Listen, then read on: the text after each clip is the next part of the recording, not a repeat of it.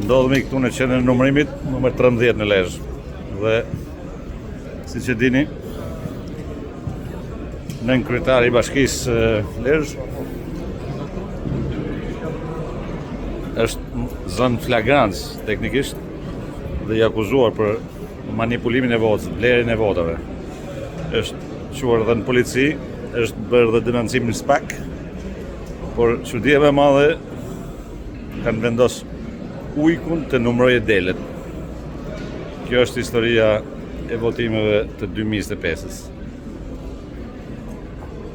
Masakra zgjedhore është katastrofike sepse është vjedhur, është manipuluar dhe kërcënuar dhe bler kush është mujt nga qeveria, administrata Pirinit, sepse këtu po të shofish është komplet administrata e Pirin Ndreut në numërim të votave.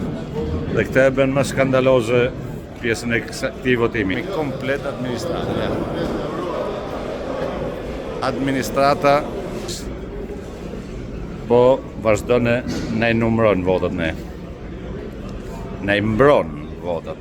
Një ndër hajdutët më të mëdhej që kanë njoftë historia e Lezhës në këto 30 vite demokraci, akuzat njëra pas tjetrës që një bën nga zoti Berisha apo eksponent tjerë politikës. Sot ne kemi këtu që na mbrojnë votën e lirë, banda, mashtrues, hajdut, narkotrafikant, njerëz të përfshirë në çdo lloj korrupsioni, sot numërojnë të qytetarëve të Lezhës i numërojnë këto individ. Po ti shofish, është administrata. Është manipuluar vota edhe emigracionit. Kjo është e padiskutuar sepse duke qenë se në informatat që kemi ne kemi mbi 800 vota që vinë nga emigracioni, por deri tani kanë dalë vetëm 36. Dhe kjo do thotë se emigracioni është kthyer në një bumerang ndaj demokracisë. Është kthyer në favor të qeverisë narkotrafikantëve. Nuk gjejnë fjalë për ta përshkruar këtë pjesë sepse qytetarët janë shpreh ndryshe dhe vota është lexuar ndryshe në këtë rast. Fitoria e Edi Rams në gjithë Shqipërinë me mbi 80 mandate tregon më së miri.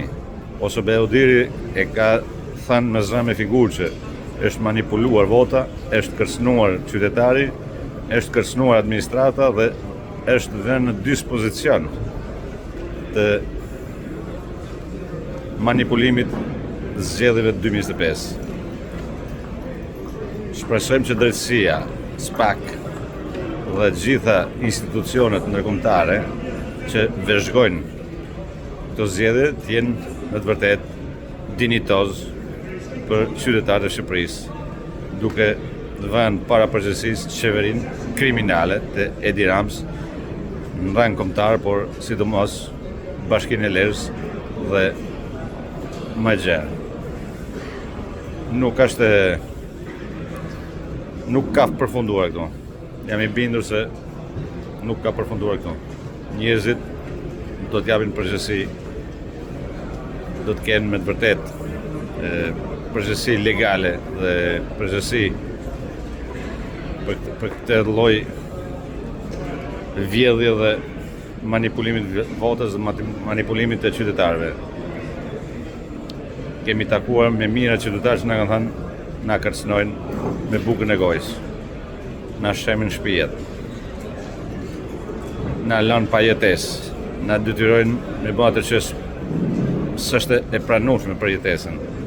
Dhe ja, 8-10 mandate narkoshteti bashkë me narkobashkinë e Lezhës dhe bandën e tij që e ka shpërndarë në terren nga nën kryetari i bashkisë deri tek roja i bashkisë e ka pas me kusht me prunë 5 vota ose largohet nga puna.